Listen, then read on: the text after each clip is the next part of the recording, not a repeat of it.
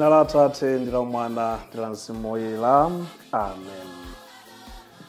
Tikulandireni nonse kulikonse kumene muli lero pa 7 December 2025 lomwe ndi la Mulungu lachiwiri mu Advent. Ndipo mawu akulu amene akutitsogolera la Mulungu lachiwiri mu Advent akunena kuti konzani njira yodzeramo Ambuye. Konzani njira yodzeramo Ambuye. Tikufuna kuphunzira mopitiriza potengera amene sabata yonse Yesaya watithandizira zamene tinene kukonzera umoyo wathu. Leronso mopitiriza mawu amenewa akutithandiza zakulapa ndi kuyamba umoyo watsopano, kudzizindikira zolephera zathu ndi kuvomereza kuti dalephera, ndipo kuti maudindo wathu sakhale chipsinjo chotilepheretsa kutembenuka mtima. Mawu oyamba achokera m'buku la mneneri Yesaya. Yesaya mutu 11 kuyambira ndime 1 kulekeza ndime ya 10. Amene akutiwerengera mawu oyamba ndi a Ernest Pearson kuchokera ku St. Martin de Porres, Dedza Parish, Diocese ya Dedza. Ndipo mawu achiwiri achokera mkalata ya Paulo oyera kwa Aroma. Aroma mutu 15 kuyambira ndime ya 4 kulekeza ndime ya 9.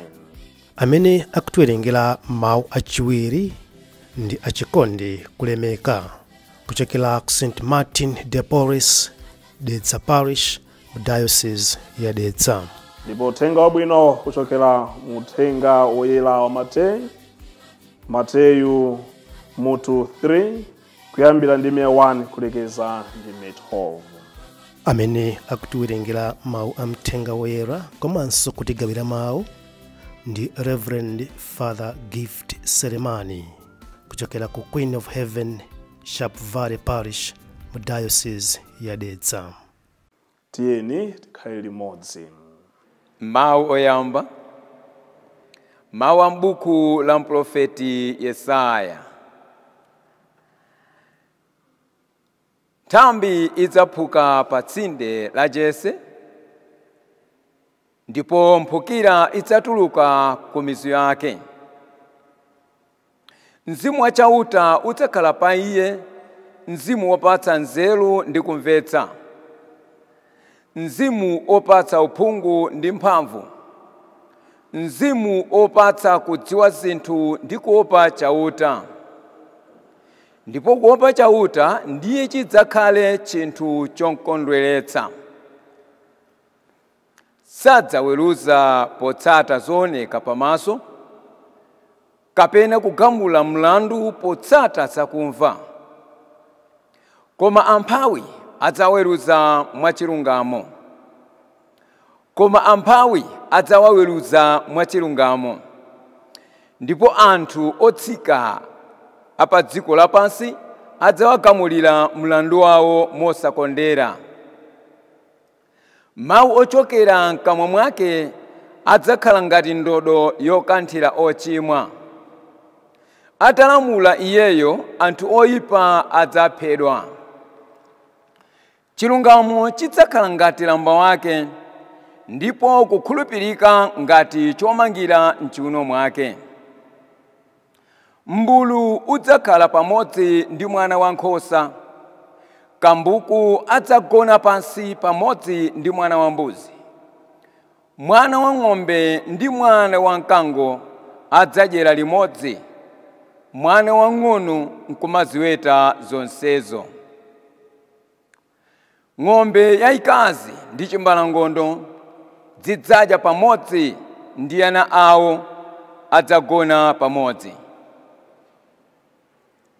Mkango udzadya udzu ngati ng'ombe, mwana oyamwa adzasewera pa dzenje la mbamba, ndipo mwana woleka kuyamwa adzapisa dzanja lake ku funkha la mphiri osalumidwa.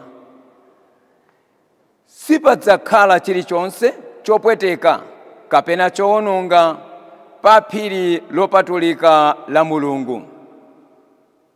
Ndipo anthu apa dziko lonse lapansi adzakhala odzaza ndi nzeru yakudziwa chauta monga nyanja imadzazira ndi madzi.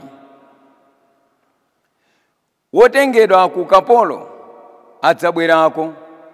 Tsiku limenelo mfumu yatsopano yochokera ku banja la Davide idzakhala chizindikiro kwa anthu a mitundu yonse. Onse adzasonkhana kwa iye ndipo malo ake okhalapo adzakhala aulemerero. Mawu a Ambuye. Tithokoze Mulungu. Mawu achiwiri. Mawu ankalata ya Paulo oyera kwa Roma. Abale, zonse zolembedwa m'malembo kale zidalembedwa mofuna kutiphunzitsa ife. Malembo amatilimbikitsa ndi kutitonthoza mtima kuti tikhale nacho chiyembekezo. Mulungu amene amapatsa anthu mphamvu zopirira nawalimbitsa mtima akuthandizeni kumva bwino motsata chitsanzo cha Khristu Yesu, kuti ndi mtima umodzi nonse pamodzi movomerezana mulemekeze Mulungu ndi Atate Ambuye athu Yesu Khristu. Landirani tsono monga Mkhristu akulandirirani inu, kuti Mulungu alemekezedwe.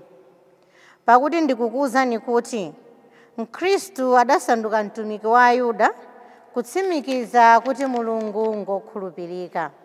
Adatsimikiza kukhulupirikako pakuchita zimene Mulungu adawalonjeza makolo awo akale aja, ndiponso adapatsa anthu amene sali Ayuda chifukwa cholemekezera Mulungu kamba ka chifundo chake. Ndi monga malembo anenera kuti, n'chifukwa chake ndidzakuyamikani pakati pa anthu a mitundu ina, ndipo ndidzayimba nyimbo zotamanda dzina lanu. Mawu a Ambuye.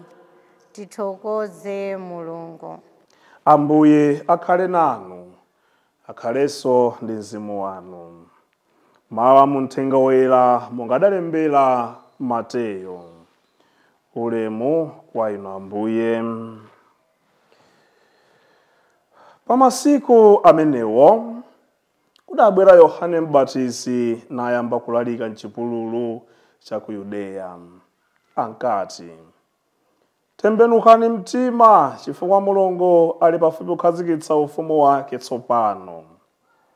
Paja Yesaya ankanena za iyeyu pamene adati, liwu la munthu wofuwula m'chipululu akunena kuti, konzani msewu wodzadzeramo Ambuye, ongolani njira zoti adzapitemo. Yohaneyo ankavala zovala za ubweya wa ngamira, ndipo ankamangira lamba wachikopa m'chiuno. Chakudya chake chinali dzombe ndi uchi wa mthengo.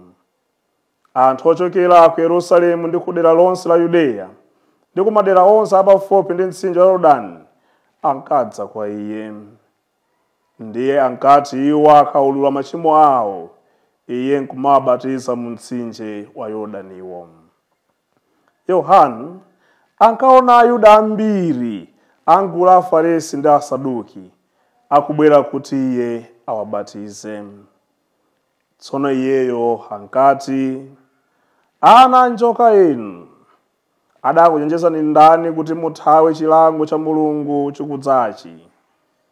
Chitanitu ntchito zosonyeza kuti mwatembenukadi mtima, ndipo m'mitima mwanu musayelekeze zomanena kuti Atate athu ndi Abrahamu.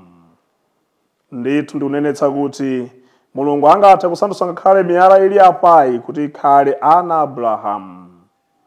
Pali pano nkhwangwa ili kale pa tsinde pa mitengo. Choncho mtengo uliwonse wosabala zipatso zabwino adzawudula nkuuponya pa moto. Ine ndimakubatizani ndi madzi kusonyeza kuti mwatembenuka mtima. Koma amene akubwera pambuyo panga ndi wamphamvu woposa ine. Ameneyo ine ndine osayenera ngakhale kunyamula nsapato zake. Iye adzakubatizani mwa Mzimu Woyera ndiponso moto. Chopetera chake chili m'manja kuti apete tirigu wake. Tsono adzathira tirigu m'nkhokwe, koma mankhusu adzawatentha m'moto osazimika. Mthenga wa Ambuye. Ulemu kwa inu Ambuye Yesu Kristu. Lero ndiye la Mulungu lachiwiri mu Advent. Tinawo milungu inayi mu nyengo imene ya Advent. Masabata awiri oyambirirawa tikusinkhasinkha za mathero a dziko lapansi. Ndipo masabata ena awiri amene ali kubwera, la Mulungu lachitatu komanso lachinayi, tikulingalira za kubwera kwa Yesu Kristu pa Christmas. Ndoti lero pamene tikuti la Mulungu lachiwiri mu Advent, ndiye kuti tsopano tatisiya tipekaigapo posinkhasinkha za moyo wina ukatha umoyo uno. Mpake mawu aja atsindika kwambiri pa zakulapa. Ndipo mpake akutsogoza manena kuti konzani njira yodzeramo Ambuye. Tikabwerera ku mawu oyamba, afotokoza bwino lomwe molingalira malingaliro a Israeli, poona maulamuliro amene iwo adakumana nawo ndipo adaona. Kwa iwo ngati Aisraeli, maka pakuona ulamuliro wa David, ona apasa chiyembekezo chachikulu kwambiri zedi. Komaka polingalira kuti mfumu David idakwanitsa kuwabweretsa pamodzi ndi kuonetsa mphamvu ya Mulungu pakati pawo. Ndipo adathandiza kwambiri zedi kuti anthu onse a Israeli akhaledi amodzi. Izo timanena kuti attribute imodzi ya a good leader is to unite his or her people.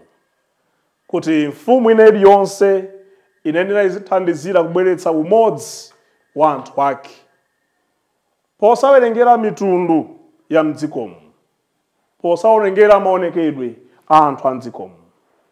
Mfumu iyenera ithandizire mmodzi kuti onse ndi ana ake abwere pamodzi. Ndipo asapange zonena kuti uyu ndi wabwino kwambiri kuposa winamu. Chimodzimodzi ana pa nyumba ndi makolo. Kwa ife makolo ndi udendo amene tili nawo, othandiza kuti ana onse tiaone chimodzimodzi ndi kuwabweretsanso pamodzi, noti kuyamba inu makolo kuwagawanitsa ana aja pokonda kwambiri wina kuposa wina. Nde Aisraeli kudali ngati kukumbukira ulamuliro wabwino umene adakumana nawo pansi pa ulamuliro wa David. Mpaka kunali kupempha Ambuye mutipatsenso ulamuliro ngati omwewo, utsogoleri wokoma ngati omwewo umene tidaona pansi pa David. Ndipo amene adzachokerenso mu nthambi yomweyo ya David kudali kulosera kubwera kwa Yesu Kristu, zimene Yohane uja muthenga wabwino ali kuulula tsopano, ali kuyankhula monga iye adabwera ngati oyambira otsakonza njira ya Yesu Kristu. Ndipo anthu aja anali kuyembeza zazikulu ndi kubwera kwa mfumu imene ija. Ulamuliro wa David udzabweranso, ndipo kwadzabwera adzakhala mtendere ponseponse, pasapadzakhalanso mavuto pa dziko lapansi. Ndizi timakhala tikumanena tikumayimba, mavuto nga dziko lapansi lino zonse zidzatha. Kumwamba kulibe imfa, kumwamba kulibe njala, kumwamba kulibe matenda, kumwamba kulibe mavuto aliwonse amene tingaganize. Timakhala tikumayimba, timakhala tikumayankhula, kudali nthawi yomwe kulingalira poona zimene mfumu David adachita pakati pawo, kuthetsa njala yonse, mavuto onse a Israeli. Akuyembekezanso imweyo wa nthambi imeneyo abwere awathandize. Pamene ali kulingalira zinthu zimene zija tsopano, mpake mthenga wabwino uja ochokera mu uthenga wa Mateyu, Yohane tsopano akutithandiza. Pakuti apa tikulingalira kwambiri za umoyo wina ukatha umoyo uno. Izitu ndi zotheka kwa tonsefe, koma zotheka pokhapokhapo ngati tivomereza uchimo wathu, ngati tivomereza kulephera kwathu. Ndendi tsopano Yohane Mbatizi uja amene ali kuphunzitsa, ali kulalika, kwayambirira akapezeka muchipululu kwa yekha. Apita kutoma kuchipululu sakulowa m'mizinda matauni kuzikadziphatikiza pa akupita kutali ndi athachita kubwera ano kwa yeuja sakubweranso mzima speaker dzikudziko no ali kale kutali akulalikira uthenga wake ndipo anthu akumva jamati zabwino sachita kulozera nayi ndi anthu akulondola pakuona ndi kumva tiyeni muchipululumu kuoneka kuti umu muli prophet wamphamvu akupita namulondola Yohane Mbatizi mmene muja.